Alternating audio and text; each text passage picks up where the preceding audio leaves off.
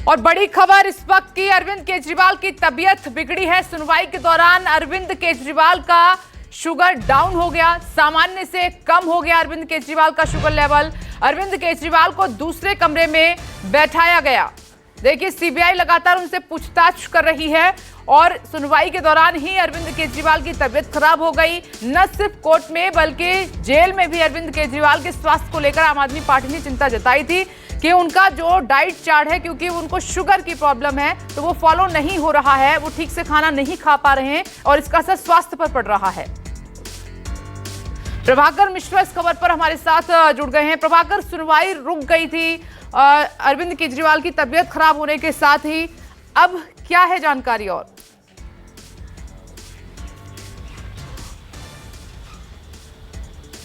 विपनेश, अरविंद केजरीवाल की तबीयत खराब हुए बहुत पहले हो गया था। तबीयत उनकी ठीक हो गई है, उनका शुगर डाउन हुआ था, उनको बिस्किट और चाय दी गई थी, उसके बाद वो उनका शुगर लेवल अप हो गया, उसके बाद से वो कोर्ट रूम में मौजूद हैं। और इनफैक्ट उन्होंने खुद कोर्ट से परमिशन मांगी कि वो कोई बात कहना चाहते हैं कोर्ट के सामने। कोर्ट ने उन्हें परमिशन दिया और उन्होंने एक बात कही कि सीबीआई सोर्सेज के हिसाब से खबर चलवाई जा रही है कि अरविंद केजरीवाल ने अपना सारा दोष मनीष सिसोदिया पर मढ़ दिया है। अरविंद केजरीवाल ने कोर्ट के सामने कहा कि माय लॉर्ड, इसी तरह की खबरें प्रोजेक्ट कराई जा रही हैं, इस तरह की खबरें सोर्सेज के हिसाब से चलाई जा रही हैं, हमारे को, हमारी पार्टी को, हमारे नेता को बदनाम करने की कोशिश कराई जा रही है, हो रही है और आगे भी यही होगी, इसी तरह की चीज़ें होंगी। तो कोर्ट से उन्होंने गुजारिश की कि माय लॉर्ड, इस तरह की चीज़ें नहीं होनी चाहिए, इस तरह से गलत इंप्रेशन जाता है और मीडिया को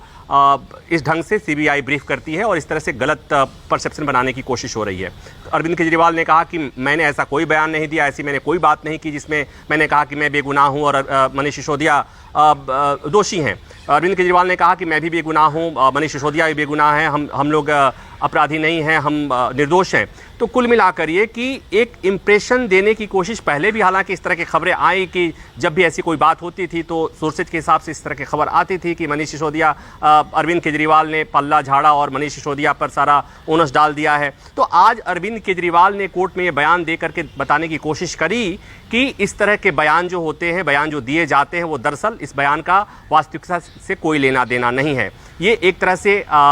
मनीष सिसोदिया के लिए भी संदेश है, पार्टी के कार्यकर्ताओं के लिए भी संदेश है और बाकी लोगों के लिए भी संदेश है। और एक संदेश ये भी कि सीबीआई जो कहे और ईडी जो कहे उस पर कितना भरोसा करना है, कितना नहीं भरोसा करना है, ये बात अरविंद केजरीवाल ने कोर्ट में जब ये कहा कि जो बयान दिया जा रहा है या जो खबरें सोर्सेज के हिसाब से चलाई जा रही हैं वो पुष्ट नहीं है, वो अपुष्ट हैं और वो सही नहीं है, वो भ्रमित करने वाली खबरें हैं। तो इस तरह से अभी भी सुनवाई चल रही है। मनीष सिसोदिया,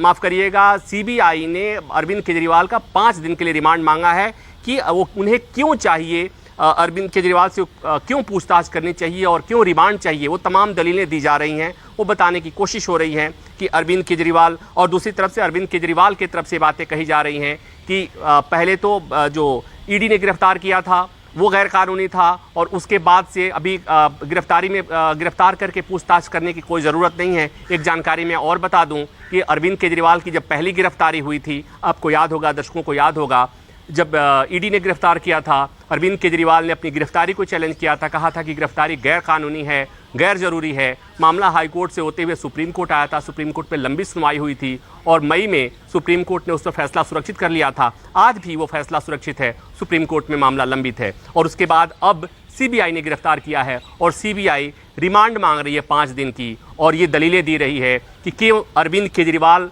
से क्यों पूछताछ करना जरूरी है। चूँकि वो कह रही है कि अरविंद केजरीवाल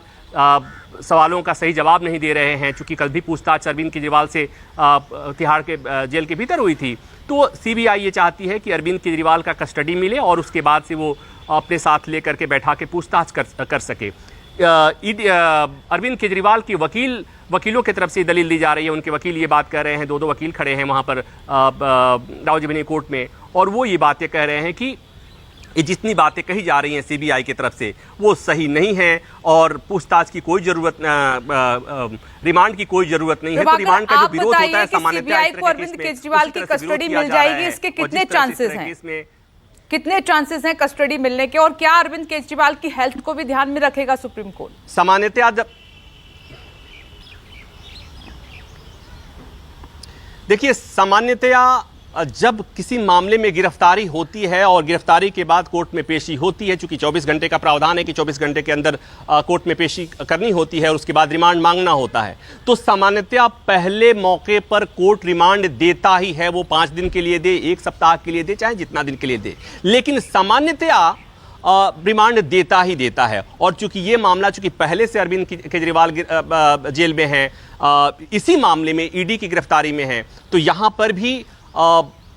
सीबीआई, चूंकि इस मामले में जांच एजेंसियां ईडी के बाद अब सीबीआई का इन्वॉल्वमेंट भी है, तो सीबीआई भी इस मामले में पूछताछ करना चाहती है, चूंकि सीबीआई भी इस मामले की जांच कर रही है। तो इस बात की पर्याप्त संभावना है कि अरविंद केजरीवाल सीबीआई को रिमांड मिल जाए। वो 5 दिन का मिलता है या 3 दिन का मिलता है, वो अलग बात हो सकती है, लेकिन चूंकि सामान्यतया कोर्ट की प्रक्रिया और कानूनी प्रक्रिया में यही होता है कि गिरफ्तारी के बाद जब जांच एजेंसियां मांगती हैं, रिमांड मांगती हैं, तो कोर्ट दे ही देता है। प्रभाकर, एक और सवाल आपसे पूछना चाहती हूं कि जिस तरीके से अरविंद केजरीवाल ने कहा, उनके पार्टी के तमाम नेता कह रहे हैं कि ईडी को कोई सबूत नहीं मिला है, सीबीआई की बारी है, तो क्या ये केस स्ट्रांग हो रहा है, वीक हो रहा है, कैसे लग रहा है आपको?